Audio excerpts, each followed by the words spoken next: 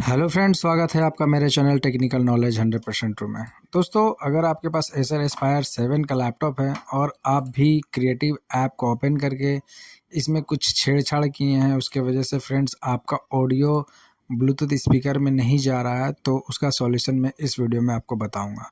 तो सबसे पहले मैं आपको करके दिखाता हूं फ्रेंड्स कि कैसा प्रॉब्लम होता है।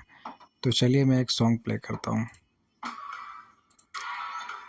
सॉन्ग प्ले करने के बाद फ्रेंड्स यहाँ पे मेरा स्पीकर में ना बज के ये अभी मेरा लैपटॉप में ही साउंड आ रहा है। उसके बाद मैं आपको बताता हूँ कि इसे कैसे ठीक करते हैं।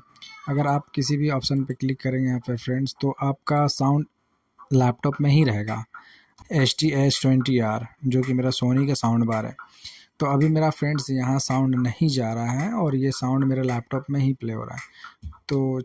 तो सबसे पहले मैं क्रिएटिव ऐप में आपको दिखाता हूँ कि अगर आप सेटिंग में जाने के बाद भी इसे रीसेट कर देते हैं, फिर भी आपका ये प्रॉब्लम सॉर्ट आउट नहीं होगा। इसके लिए आपको सबसे पहले यहाँ पे आना है।